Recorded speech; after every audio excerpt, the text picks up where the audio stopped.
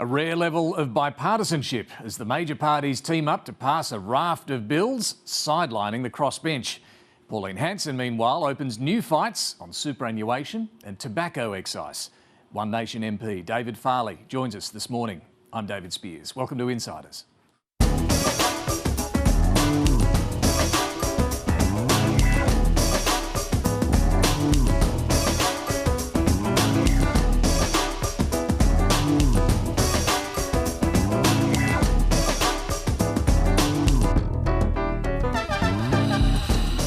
Anthony Albanese and Angus Taylor, it turns out, can work together. The two major parties joined forces, clearing the decks on a range of contentious measures, including gambling ads and the NDIS. The Greens and Independents were outraged. This bipartisan collaboration is likely to be short-lived. Fresh battles have already erupted over tobacco and superannuation, not to mention ongoing brawls over migration, housing and debt. But if you looked closely, for a brief moment at least, Labor and the Coalition reached a mid-term consensus.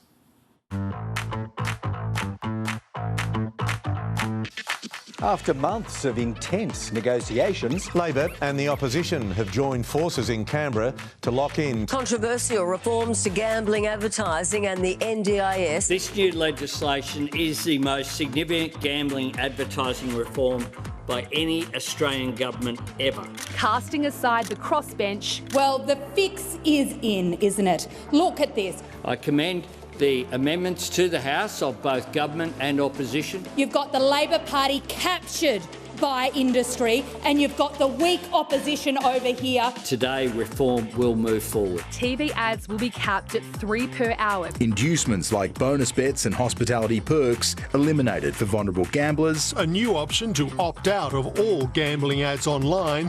The ad blackout extended to 15 minutes prior to live sport. Streaming services will now also be subject to ad restrictions. These amendments make the reforms stronger. This is not reform. This is a protection racket. Piecemeal and pathetic. This is a much improved system to what the Prime Minister has proposed. I won't make any friends in the Coalition by saying I think we're being weak. We're really pleased that our amendments have significantly strengthened this bill. At the end of the day, it's not good enough for me.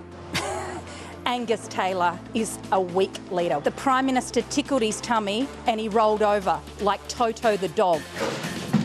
There are a lot of disappointed MPs in this building tonight. Labor has agreed to drop the so-called widow's tax. Because of pressure from the Coalition, there will be no widow's tax. In return, the Coalition will back Labor's sweeping changes to the NDIS. So that means that the NDIS will now pass. What this plan delivers is security for the scheme. Saving $38 billion between now and 2030 by reducing the number of participants. We all want to see the scheme protected. A stronger, safer and more sustainable NDIS that will continue changing lives for decades to come. I have heard our fears and now they're about to be realised. Ring the bells for 1 minute.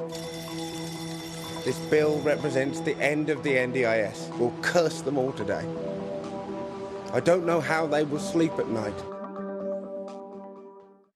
Well, we are joined on the couch this week by Phil Coorey, political editor for the Australian Financial Review, Andrew Probyn, the national affairs editor with the Nine Network, and Clare Armstrong, the ABC's chief digital political correspondent. Very good morning to all of you.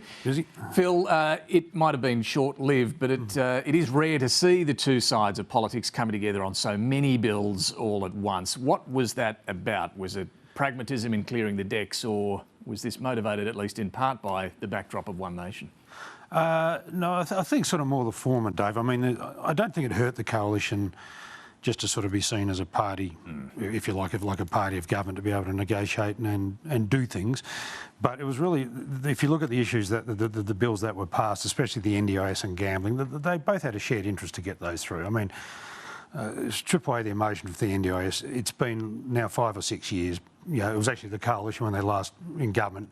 You know, Scott Morrison first rang the alarm bells and said, if we don't get this under control, it will disappear as a scheme, you know, and get it back to its original purpose of looking after the permanently and severely disabled. So they've been on a joint ticket on that for ages, and, you know, had Labor not tried to fix it, then if or when the Coalition ever get back in the government, they would have had to do it, and by which time would be probably costing close to $100 billion a year. So, you know, that was sort of a no-brainer. I think on the gambling, Both sides had divisions in their ranks, as we saw crossing of the floor by the Liberals this week, and we saw there was Albanese been under pressure from his backbench.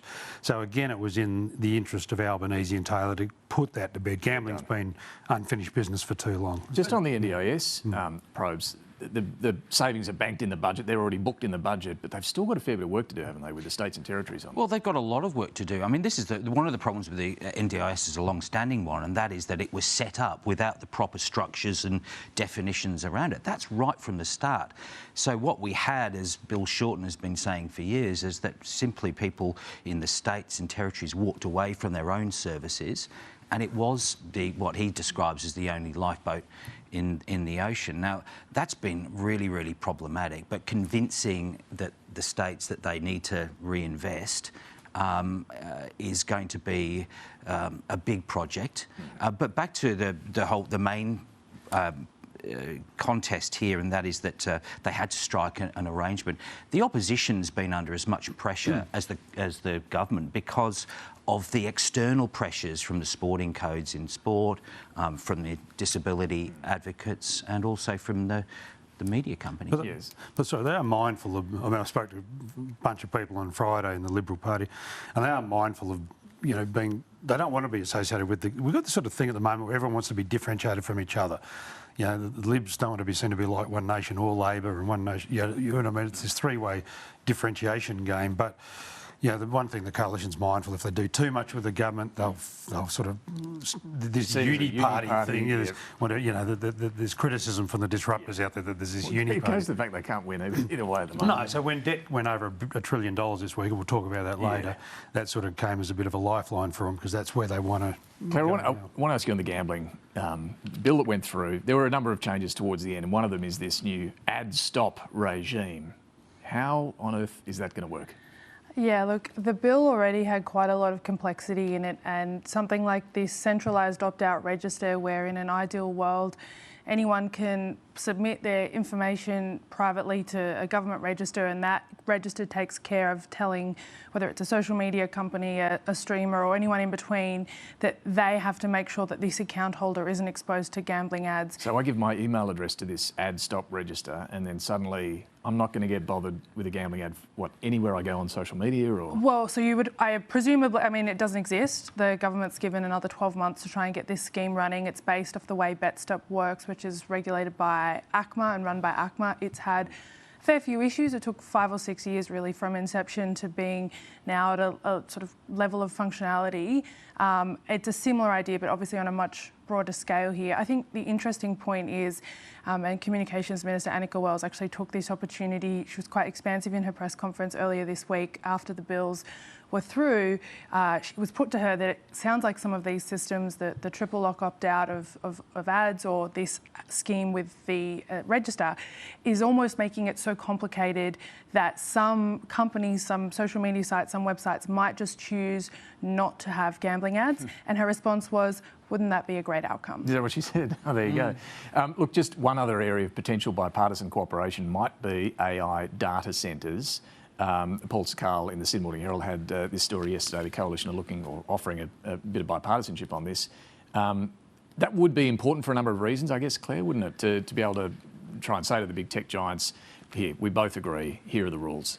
Yeah, I think what's becoming very obvious about AI is that there's an opportunity within a very short period of time, the next 2 to 3 years at most, to not make the mistakes that have been made as other novel technologies in the sort of online internet technology space have moved in, and have you're not putting yourself at risk of sovereign risk with investments if you put standards and requirements in before that infrastructure has arrived. And it might also help the politics. We've seen a huge blowback in the US and elsewhere with these data centres. So if they're holding hands on, we both agree on this, that might reduce the politics. One of the things that can give Australia a big competitive edge, not just obviously having the resources to be able to host and empower these things, is being able to give these companies certainty. And that's where the bipartisanship, I think, really comes together. But they will differ on what sort of energy needs to be used, because I think Labor's saying it has to be renewables and storage. Whereas I don't think the coalition are going to make that sort of demand. Are they going to build a coal-fired power station though? Like how are they going to power it? Yeah, Google was in town during the week. There's some heavy hitters over from the US lobbying on all this. And, one of the things they're looking at is, I know this got laughed at, but it will happen one day, these small modular reactors that the Coalition was talking about at the last election. It'd be an interesting thing if someone came here, some mega, like Google or someone, and said, look, we're going to build 3 of these and we can power them with an SMR, so in a few years' time, whether the government would say no or that there'd be enough to lift the moratorium. Well, but this is something happening now. Those small modular reactors. Well, then. Well, we're going to have some price? nuclear-powered submarines. No, but if they want to pay for it, if they want to do it and pay for it, sure, they can do it. Would the government stand in the way? It's not. We wouldn't be paying for it. So who knows? Yeah, who knows? Watch this space, I would say. All right.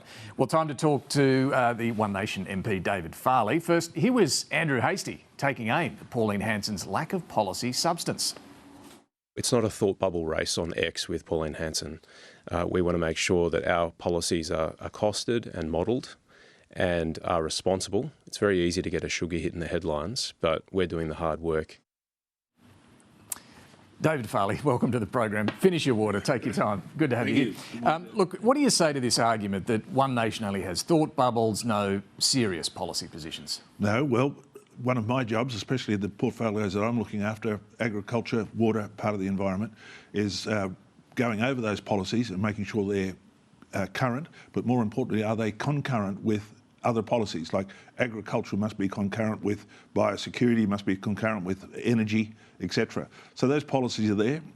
All of my drafting so far is now with the executive of One Nation, who are going through it all, making sure that it sits with party policy, it's executable, and it's there. There's a powerful amount of work goes on it, and I tilt my hat to Hanson here that the money she's raised recently is going to building the executive strength of the party, and a lot of it is going into these areas, the executive that the nation doesn't see, who are in the back end. So who's the executive?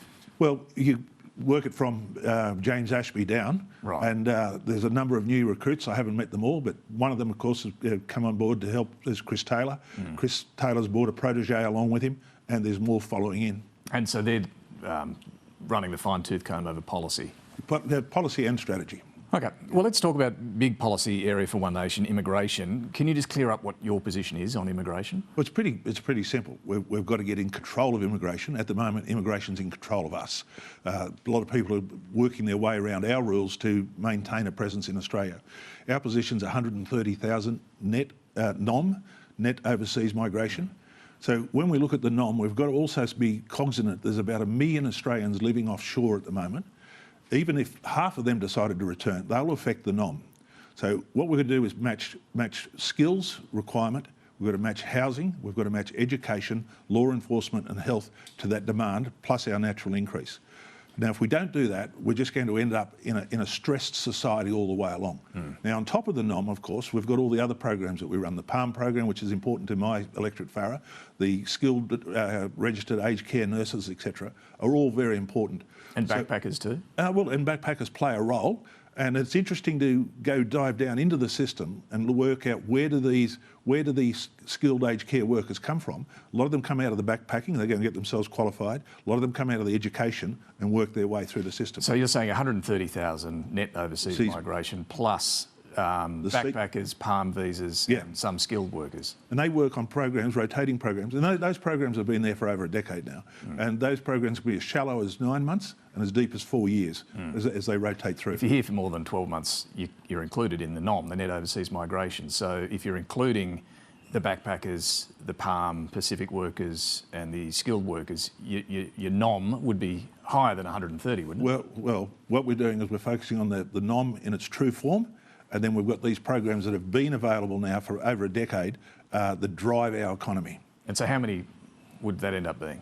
Oh, well, if you just took the PALM program in itself, that's about 40,000 a year. You take the skilled aged care nurses, probably 68 to 70,000 a year. Then you come down into the technical sides of mechanicking and engineering. Again, there's quite some numbers there. Plus backpackers as well? Well, they're how would you say, they're there, but they are on the shallow end of tenure. So potentially an extra 100,000 on top of the 130,000. Yeah, it's 130,000 plus 100,000. It's 100, a minimum of 100, but the 130,000 is what we call the true NOM. Right, But you're saying it needs to be 130,000 nom plus about 100,000 more. Yeah, at a minimum. Okay, so you're getting pretty close to what the government's forecast is in the budget. I think the government's really got to define its narrative where it is, and what we've really got to define is we've got roughly 3 million people at the moment sitting in Australia on temporary visas, and if you look at what I would consider the outside of it all, the illegal ones, that's now approaching, according to Pizzulo, it's now approaching about 82,000. It's growing at about 5% a year. And, for me being a pastoralist, and that is you've got to clean up the flock. You've got to clean the herd up, and we've got to find out who are these people, what skills have they got, and why are they here? Yeah, but it doesn't sound like, effectively, if you're talking about a number of 220 or 30 or 40,000, is it that different to the government's objective here? I know they're not there yet, but they want to get it down to 225. I think the big difference is we're focusing on what are the skills we need as a nation, where do we need these migrants to be But working? the raw number's not too different? Well, the raw number's not too different, but the reality is where do we need them? We don't need them in the great urban metroplex. We need them out to be productive, working in agriculture, engineering, mining, etc. And just how important is it for those businesses in agriculture, mining, I mean, not to mention aged care and hospitals, GP clinics, where I know in your electorate you've got a lot of migrant workers. How important is it for those businesses? Well, very, very important. As I said, I think nationwide we're about 42% of aged care nurses migrants. In my electorate it's 68%. If you look at the animal processing industry of beef, hogs and chicken, it makes up the majority of those slaughter floors and processing units. It's a fascinating system.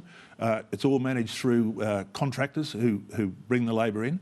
And then it actually comes down to a lot of it's managed through families, where they rotate within the family with the skills, and it allows that money to flow back to especially the palm system. So you do care about the impact on businesses of cutting those skilled Oh, migrants? definitely. Because Pauline Hanson has said she doesn't care about the impact on businesses. Well, first of all, I'm talking about the food chain of Australia here. We're in Farrer.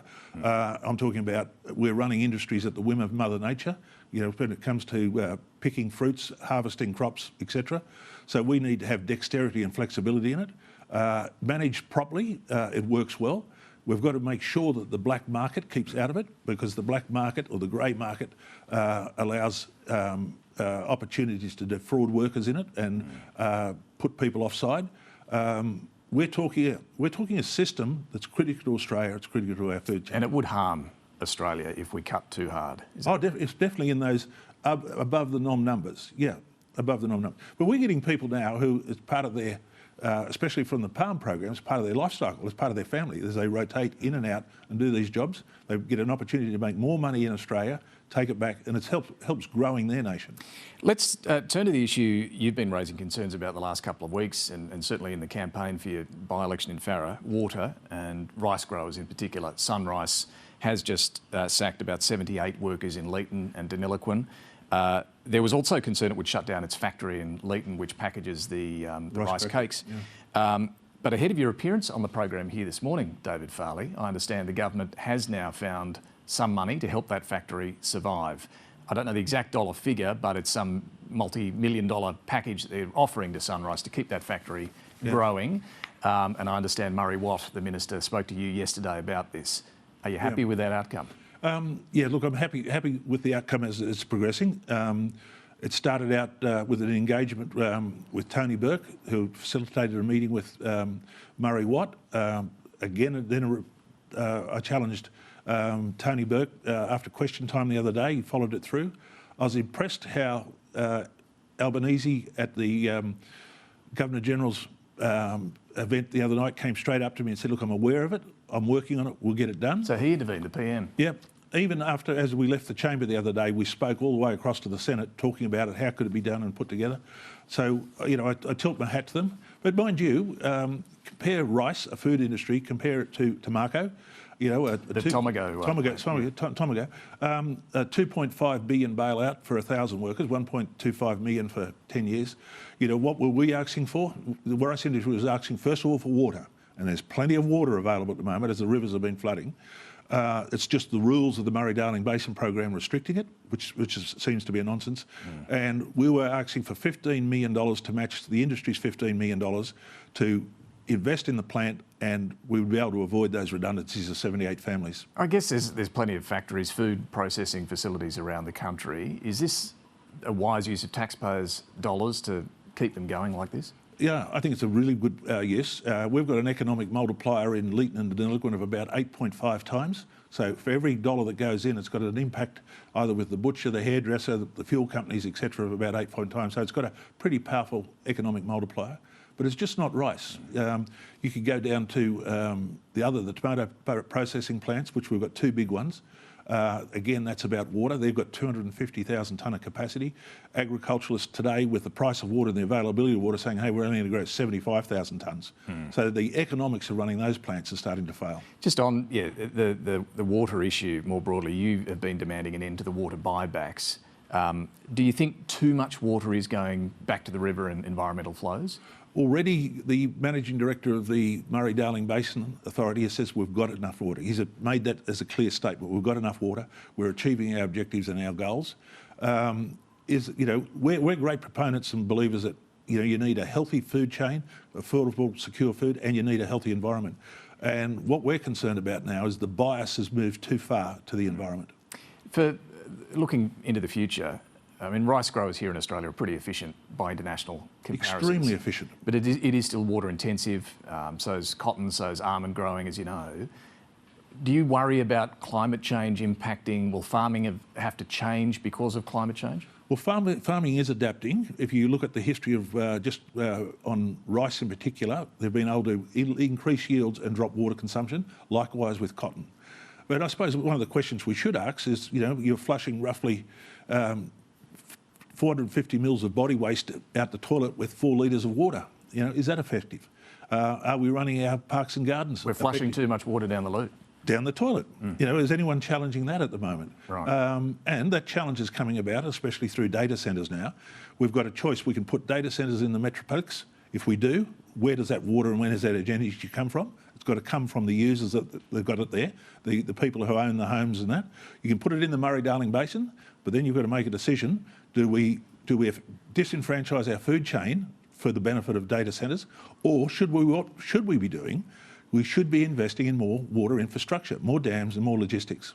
Just coming back to the question though, when you think about, how do you think about climate change and whether farming is going to have to change in Australia? Well, I think farming is changing and climate change has been part of history. We've got a good footprint on history, but I think you'll find that farmers have the adaptability to move with it within the seasons and within their own generations.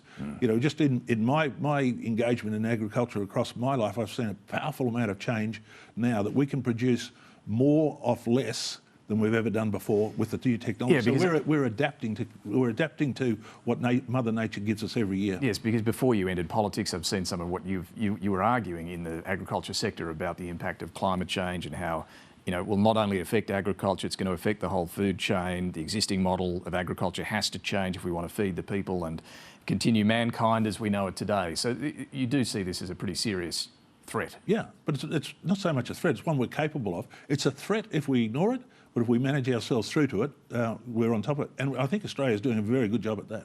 You mentioned AI and the data centres. Should Australia be trying to attract investment in these data centres and have some leverage, I suppose, over access to AI through that, or are you more opposed to data centres in your electorate?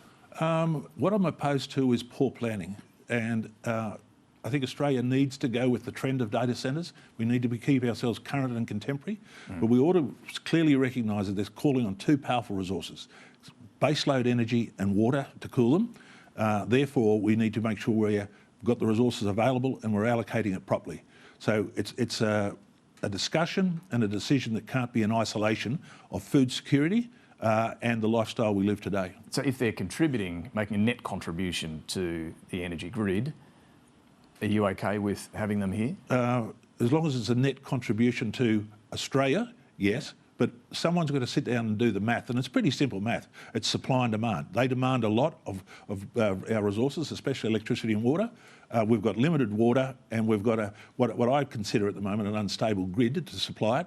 So let's address those. Then, if we can address that, we can address data centres. Just another issue that's flared over the last few days, the Racial Discrimination Act. do you think it should be okay to offend, insult or humiliate someone because of their race?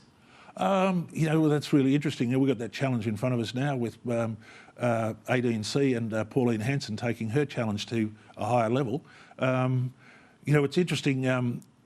It's more the challenge. You know, the challenge Pauline delivered way back in 1922 was to encourage Fanucchi to leave Australia. She did it in a very agricultural manner, I must say, but it was that's what Australians are about. Would it be language you'd use? Well, it's language you hear right across my electorate. It's bold, it's brassy, and it was that, but it delivered a message. This is the line in case anyone's missed it. Piss off back to Pakistan. Yeah. You hear that? Oh. You don't hear piss off back to Pakistan, but you hear piss off for a lot of things in the bush, I can tell you. I don't think that's the problem. It's a suggestion. It's a suggestion. So it's more of it's not something that 18C has to do about. It's not inciting racial discrimination or anything. It's probably, you can be taken as an insult. It can be taken as an affront, which Faruqi did. Hanson's got every right to challenge it.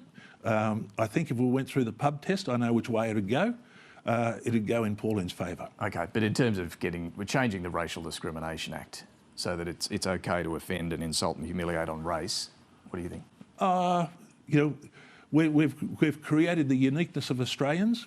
We've created it in our own culture. It's something that you would really want to think very carefully of where are we going as a nation and what is the character and the personality we want to portray. It doesn't sound like you're... Well, I'm not convinced that we need to go and change anything at the moment. Yeah, okay. That's what I was getting at. Look, finally, David Farley, plenty of speculation, even before you took your seat in Parliament, as to whether you'd stick around with One Nation or sit as an independent or do something else.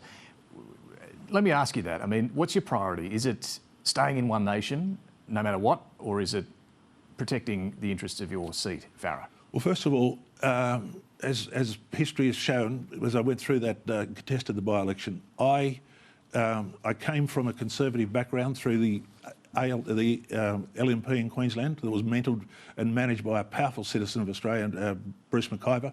I joined the Nationals when I returned to the Riverina, the seat of Farah. I couldn't get engagement with them. I looked elsewhere. I went and had good discussions with Joel Fitzgibbon about what could be done inside the Labor Party. I met with the TWU, I met with the Meat Workers Union, I met with the AWU, a number of them, and explained to them what the Murray-Darling Basin program was doing to their life, their careers. I met with the Labor Party, but the Labor Party has a new girlfriend. It's called the Greens.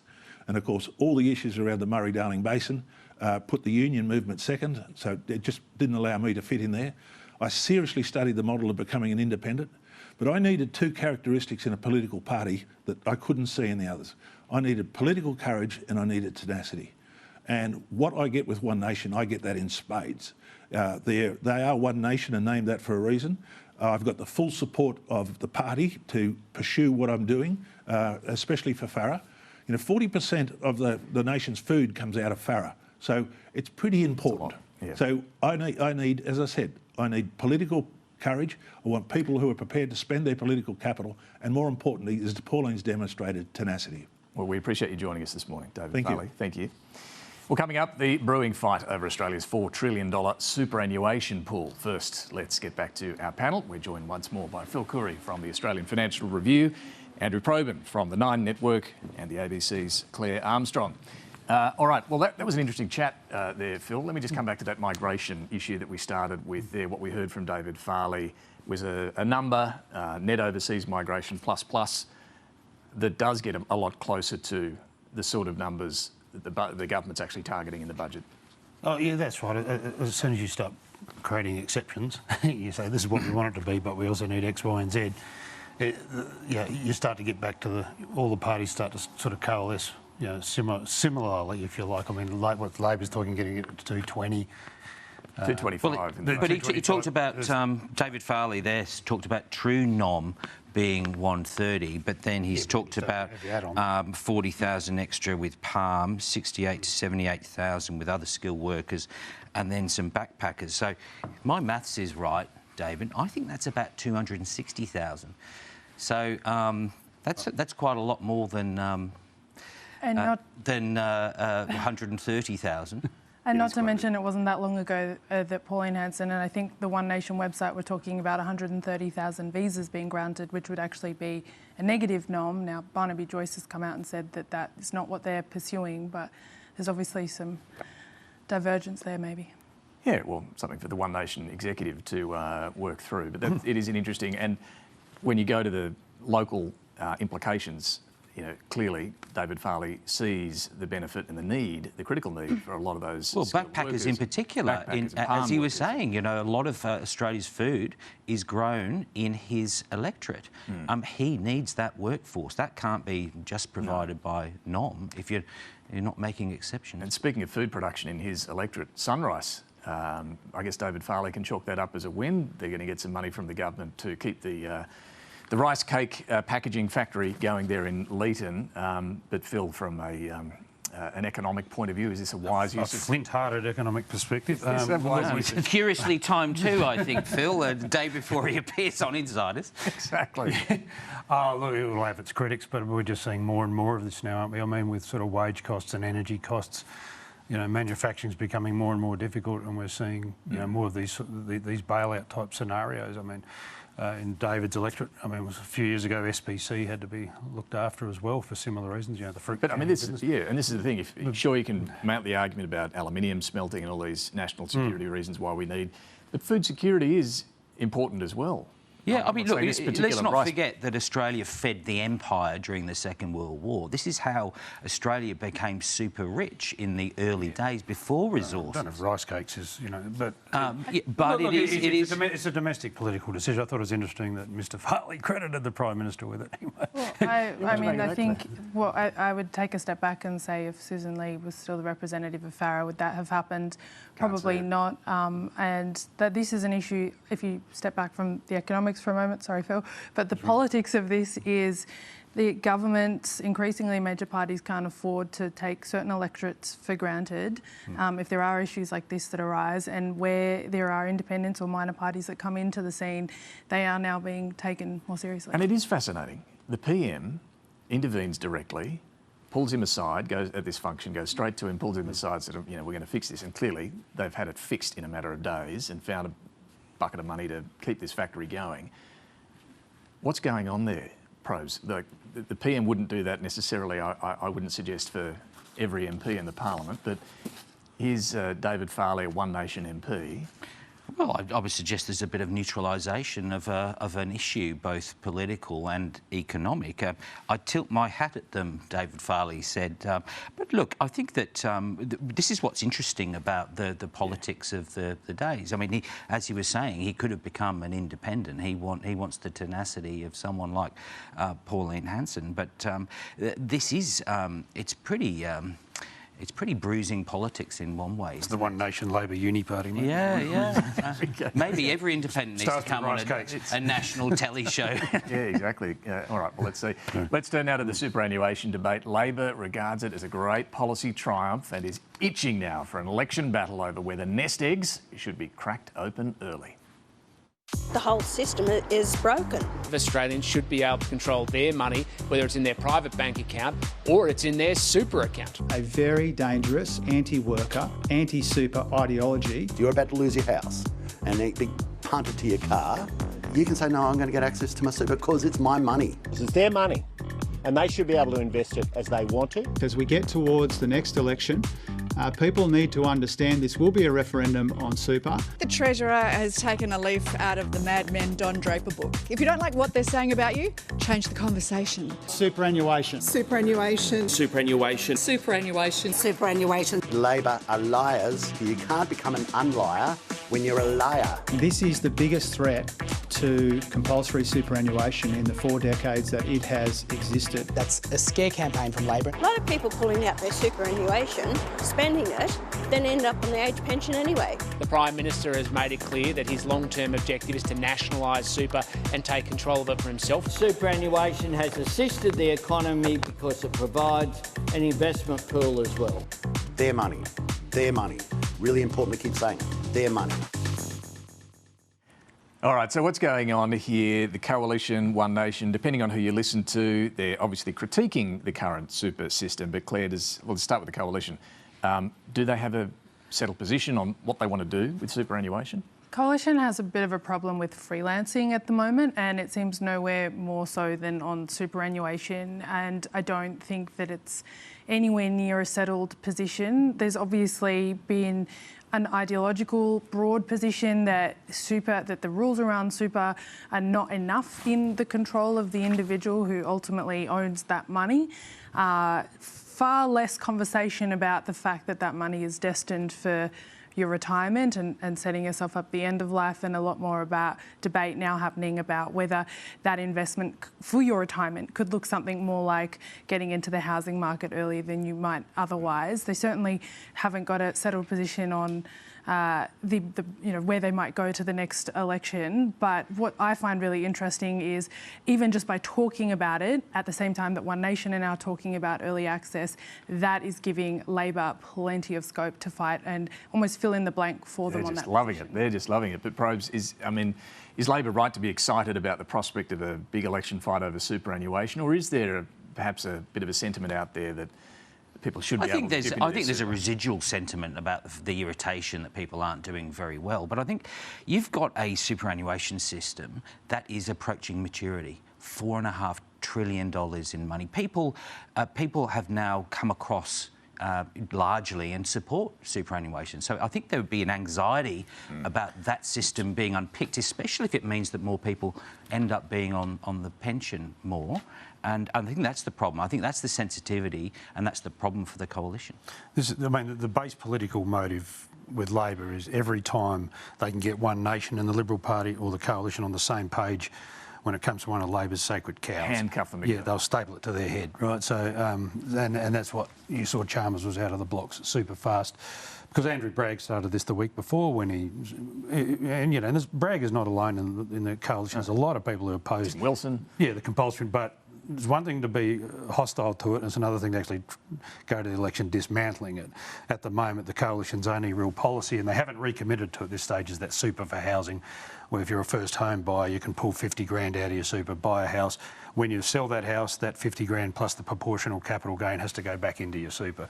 That's as bold as they've got on it so far. But the other thing we miss in this too, when you want to have access to your super, the compact that Paul Keating set up, and with Bill Keldy on this, is if you're locking away this money for the entirety of your working life, you get concessional tax treatment.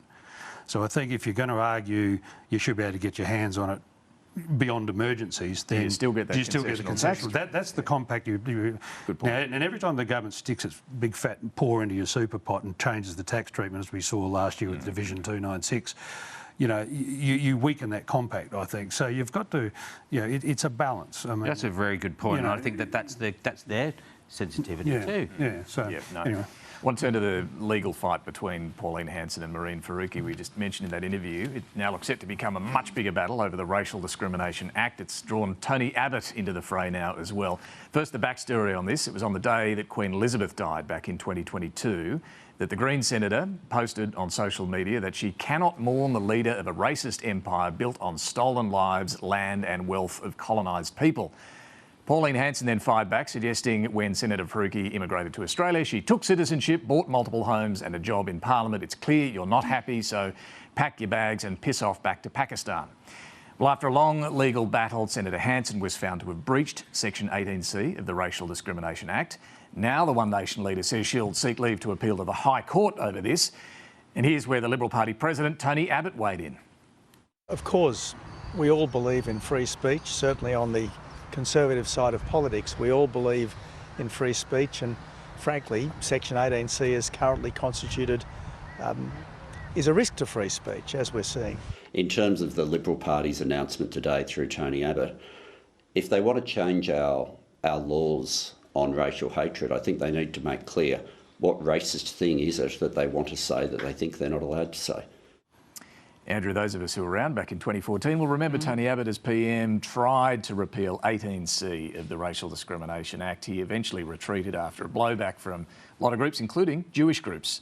And he acknowledged that in the sake of national unity, he'd drop it. How times change, David. Look, and also, let's not forget George Brandis saying you've got a right to be a bigot, And in broadly speaking, George Brandis was right. However, he lost the argument as soon as he said that in the Senate.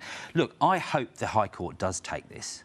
I hope that the High Court can rule one way or the other about how far you can, what you can speak. Can you be rude? Some of these things and Toomey too, the constitutional expert says it's time to settle this. And Toomey, I think we should all respect her view. She's analysed this plenty of times, and she's saying it does need to be clarified. So let's hope it goes to the High Court.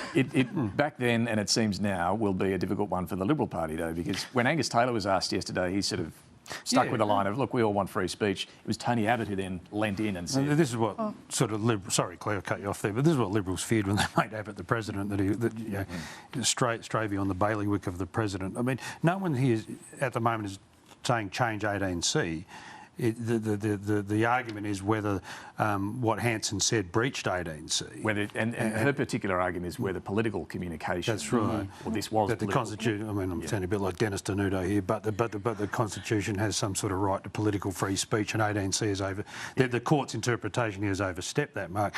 So most people just want to see it tested to the full extent by the High Court. It's a big leap then to say we need to weaken 18C. But that's what Tony Abbott is saying. Yeah, well, that's what he's saying. This is the issue. To go back to freelancing, there is no bigger freelancer in the Liberal Party right now than its federal president. This is going to be a huge problem. Pauline Hanson's case, if it gets heard, which is a big if, and it would be nice maybe to have it settled, is so focused on this idea of particularly encroaching on the implied freedom of political communication. So even if there is some decision that sort of clarifies 18C in a way that helps her case, it's not anywhere near what Tony Abbott was talking about yesterday. And the fact he clearly sees an opportunity to open up this can of worm again, I think is a huge problem for Angus Taylor. Yeah, well, let's shift to something easier, and that is... come on, what's easier than that? Only if sort of Angus Taylor and co says, yeah, Tony, you're right, we're going to... But if they say, no, you're wrong... But what a massive distraction from the major issue, cost of living, economy, you know, and this is the worry. We can think about two or three things at once. Yeah, but he couldn't do this when he was Prime Minister. It became so divisive. Blowback from the various groups. Maybe it's just a brain fart and he'll move on to something else. I don't know. But I get there's no burning desire inside the Liberal Party to open this up again in terms of, you know... And he should have consulted and not said anything. Well, what do you think? That doesn't do that. I know. This is Tony Abbott. I know. All right, the pressure is growing on the government over tobacco excise. We saw that during the week, the pressure from Pauline Hanson, the pressure from the Coalition as well. Look, just take a look at the data here because it is quite revealing. The red line is illegal cigarettes, the yellow line, illegal cigarettes. Overall tobacco use, it tells the story, doesn't it? It's now something like 80% of those sold are illegal cigarettes. So Pauline Hanson says cut the excise, get it back down by 75%. Is that going to magically fix the problem? Well, look, this is probably the greatest public policy disaster we've seen in recent years. We've got smoking rates probably increasing, according that's to... That's debated, but... according to tobacco that's picked up in the wastewater and the like, you've got organised crime that has been supercharged. We've got Australia's population, smokers, they're all complicit in organised crime because they buy. And you've got revenue is off a cliff. Plummeting. So that's gone from like $16 billion collected each year down to about $4 billion. I have to completely disagree. I'm sorry. This is not the biggest public policy failure. The rate of smoking in Australia has dramatically reduced. Has it plateaued? Yes. Is that as much to do with the excise as it is the rise of alternate tobacco or nicotine products like vapes? I think the way that data gets misused in this debate is insane. It costs about 30 cents per packet in Laos or Cambodia or Vietnam or wherever these guys are getting their cigarettes from. There is not a cut to the excise that the black market could not match. So even if you lowered it right down to... Beyond that, we know from examples in Canada where when this happened in the 90s, there was an increase in smoking to the point that people born between, I think it's about the mid-70s and the mid-80s in Canada, there is a excess of about 200,000 smokers that aren't there in other generations because they came of age as teenagers and young people when that excise cut happened to quash the black market. But surely the price differential has some impact. If you're paying like $60 for a packet of 30 Gaspers and you can get the same for like 15 from the chop shop. I mean, if you... You might not be able to match it, but if you bring it right down, surely, you've got to well, you've just said everyone's you might pay 20 in the black market. Yeah, so they're fine with it now, aren't they? Like this is the problem. It's Barber makes his argument that in places like England and stuff where they don't have this excise regime, it's still a problem. But maybe the whole issue was trying to make money off what was supposed to be a public health initiative in the first place. Well, it's bottom line. If the government's not going to, I don't get any sense the government's going to, slash the excise. Right? They don't think this is going to be the silver bullet. So what do? Is there? I mean, the states are saying we can't devote all of our police resources to this. It's just ridiculous. They are responsible for law and order. There is a report comes out on Friday. But does the federal government need to do more in that space, or checking containers? Let's see where the committee lands on Friday. So it's probably going to be about cutting the excise, diminishing that price differential, which is turbocharging organised crime. I think there's going to be a lot more focus on law enforcement. And it's going to be a combination of those two. But there has to be other things. Well, get this. I think the number of containers that are screened, X-rayed or physically checked is less than 1%. Now, it costs money to do that, but you'd think there's more can be done on that front. Look, the fall in the excise collections is just part of the problem with the budget right now. And we want to talk about what's happened with debt this week, because we've seen gross federal debt now tip over $1 trillion. This line just shows you the long-run story here. So it bubbles along pretty flat. It's the global financial crisis, 2007-8. That's when we start spending a lot of money. Again, COVID and post-COVID, but it's still going up and up. So both sides blaming each other, pointing the finger at each other. Phil, I guess the bottom line is this sort of tipping over the $1 trillion debt threshold going to be a wake-up call for people, for voters, to treat this more seriously? You can only hope, but but there's not a great deal of encouragement out there. I'll steal Andrew's point, but I just saw yesterday the Victorian Premier's offering free dental care. I mean, that state has been ground into the dust economically. It's not just the federal debt going over $1 trillion, but we saw numbers during the week. If you had all the state debt, the states are even worse. We're about to hit $2 trillion in combined debt. And the politicians operate on their internal and external research tells them people have lost their fear of debt and deficit. It just law of the jungle took hold during COVID. The poll we run in the Financial Review, the poll that others run, it comes in at number 11 now in issues out of 13 issues we test. It's just above none of the above and don't know in terms of what people lie awake and worry about at night. Now, it's not their debt, is it? They don't feel like it's theirs. When we first started reporting politics, the guiding light of both major parties was who had the better budget bottom line. You go to the election, who had the better bottom line. That's. I remember Jim Chalmers went to the 22 election, said, "Don't judge us by the quantity of our spending, but the quality." And I sit there in question time and I watch. The government take Dorothy Dix's about, we're giving all this free stuff away, how wonderful it is. And it is wonderful, but it's all borrowed. And we're in this sort of mindset at a state or federal level now. And I mean, both sides are to blame for the debt, no doubt. I mean, as you said, it was about 500 before COVID, then everyone made whoopee for a couple of years. It came in at 888. And now the government's line is it's growing slower than it otherwise would have. No one's actually saying it's got to go that way. It's just who grows it slower than the other person. It is becoming a massive problem. And, I just see the sort of universal welfare that gets handed out and you argue against it and they use emotional blackmail, not to mention, the AUKUS bill and all these sorts of things. And I think picking up on that, the problem for this government right now in charge of the debt, regardless of who they want to blame for how they got there, is that they are constantly making policy decisions that continue to perpetuate this structural spending issue.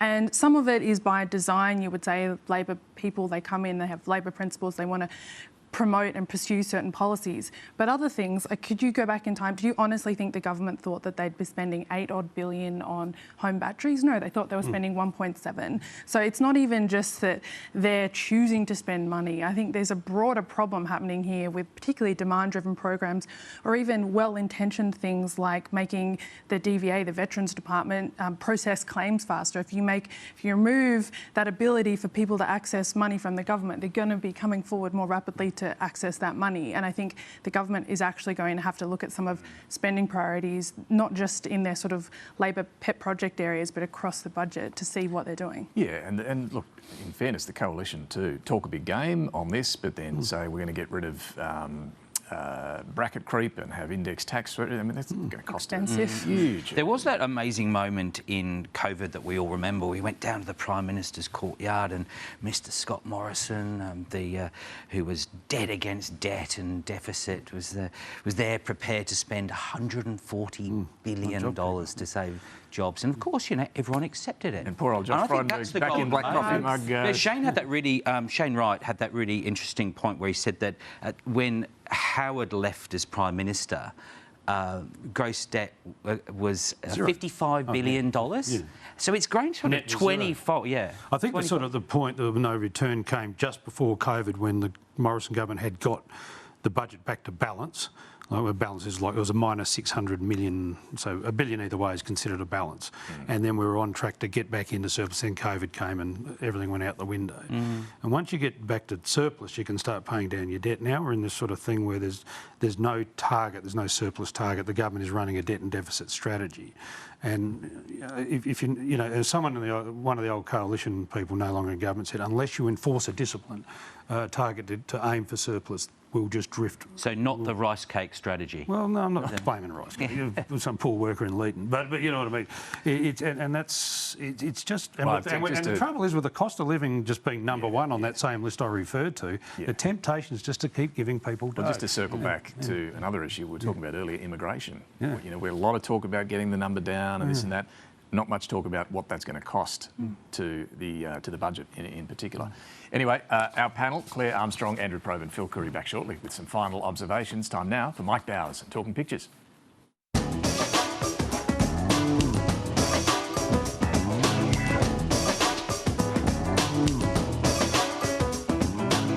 I'm Mike Bowers and I'm photographer at large for the New Daily. I'm talking pictures this morning with Chief Political Analyst for the Australia Institute and contributing editor for the New Daily and author, the one and only Amy Remeikis. And that's quite a mouthful, Amy. It is. It's ridiculous, isn't it? Amy, gambling might be a losing game, but the Prime Minister's gambling reforms passed through the Parliament this week and he came out the big winner, it would seem. Yeah, I'm not sure members of the Labor caucus are counting this as a victory, given that they know exactly how the public is seeing this. But it did make for some interesting bedfellows. We had Pat Conahan here voting with the Independents and the Teals and the Greens. Of course, Andrew Wallace crossed the floor. You don't see that all too often. No, you don't. And it's good to see values-led politics. David Rowe has drawn political poker night, which is lovely. And Dave Hughes here, who's got complimentary wine spelt with a W-H-I-N-E. Well, I was going to say, you've got to get the whinge in there somewhere, right? Andrew Hastie, you've got to know when to hold them. Angus, he looks like he's playing strip poker. You've got this, Angus. I think we should keep an eye on Mr Hastie. I think he is got some plans for how he ends up in the driver's seat. Right, he might be the one that's running out of clothes to take off. Tony Burke here is all in. I'll raise you 5,000 backpackers, and Jim Chalmers. Luck be a widow tonight. Yeah, really superb Matt Golding cartoon. He's got the Murphy report. It's turned into the Furphy reforms then and now. We are a long way from Peter Murphy's original recommendations. Yeah, we're not even in the same stratosphere. I mean, we know that Labor was pushed to do this. It's the least possible. And I think that this will be one that does come back and bite them. Yeah. Kathy Wilcox has drawn the permanent house guest that no one invited. You have to opt out of having this chap come and sit on your couch. Yeah, it's so convoluted, isn't it? Like, God forbid we opt out of harm, huh? Yeah, exactly. I still don't understand how he got in here. It's probably my fault. I didn't opt out. Yeah. David Pope has drawn the crossing the floor. Guys, wait, I've got a really good feeling about our gambling reform and NDIS multi on elbow bet. I think it says a lot about this government that they can keep going to the coalition. And the NDIS legislation is also going to be one that sticks with people. Yeah, I do like the elbow bet app. It's what's inadequate legislation really costing you? Yeah, that's a good one. Brett Lethbridge, it seems all the simple pleasures are taxed out of reach with the excise on cigarettes and alcohol. Yep, wanna bet? Yeah. Yeah, but we know the harm that gambling causes. Israel investigated the death of Australian aid worker Zomi Frankham and decided not to pursue criminal proceedings. Matt Golding's got a very strong cartoon here. You wouldn't believe what our investigation into ourselves found. Actually, we would, says the media. I think we saw Penny Wong express a lot of what the community felt. She was making a stand. I think she was feeling the weight of that moment, but we're going to have to see how they move forward with this. Incredibly powerful David Pope cartoon. Yesterday upon TVAT's stare, I saw an aid worker who wasn't there. She wasn't there again today. Oh, how I wish she'd go away. The ghost of Zombie Frankham here, cooking up war crimes justice. At the heart of this, we lost a wonderful Australian and her wonderful colleagues who were just trying to help people. David Farley this week, 2 days in a row, had meetings or sought out the company of senior Labor figures. I wonder if Pauline knows he's seeing other parties. Well, I mean, we know that David Farley has flirted with other parties, including Labor, in the past. Yeah. So, again, watch this space. Amy Remeikis, it's been a great pleasure unpicking events this week. I'll let you do the honours. Thank you so much. Back to you, Spearsy. Thank you, Amy. Thank you, Mike. Let's get some final observations. Claire. We didn't get a chance to talk about it earlier, but one of the big news stories this week was, of course, around the death of Zombie Frankham, the Australian aid worker. Israel finding that they're not going to pursue any criminal issues around that strike. I just want to recap what Penny Wong, the Foreign Minister, has said about this issue. Firstly, that she wants to consult with the family before moving on in any direction in terms of what Australia might ask of Israel, but that there are a number of outstanding issues, including things like we haven't had access to the drone audio, that there are concerns about the fact this happened in a humanitarian fire control zone. So one to keep an eye on, but I think the warning here is not to expect the government to move particularly quickly just because this happened last week. They're very much going on the timeline of the family, and that obviously trumps politics and diplomacy. And there are limits to what they can do. The UK and Canada, who also lost nationals in that same drone strike, have also labelled this shameful, this decision not to have any sort of criminal investigation. I suspect if Australia is to take any further action, they'd want to do it also with the UK and Canada on that as well. But yeah, a lot of disappointment about where that landed during the week. Andrew. Look, as we saw with those pictures of Mike Bowers, of our very shrewd Prime Minister talking to David Farley, I mean, I'm just wondering if that $15 million is very wisely spent, given that if it all goes tits up with One Nation, could we have David Farley as a Labor MP or as an independent? What do you reckon, Phil? I've always been very nice to Bob Katter. You never know when you need him. You never know when you're going to need a vote. You know, look, he's fascinating though, and I thought that was a really interesting chat with him this morning. So we'll see where all of that goes. Phil.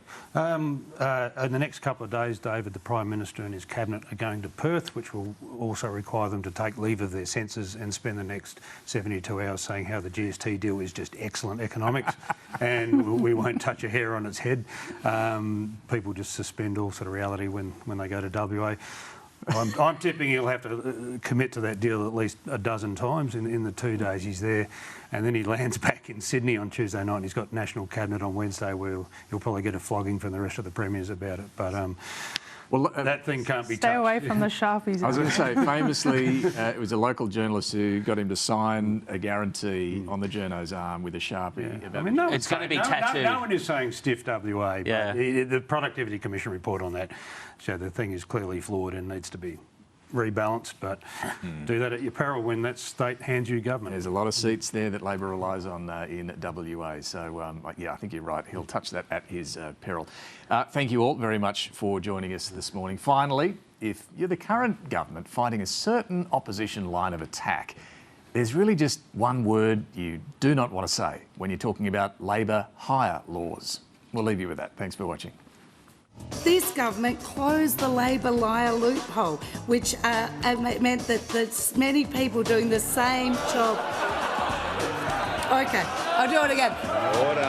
The Labor hire loophole. The Labor hire loophole. You're making us all feel very excited about being here.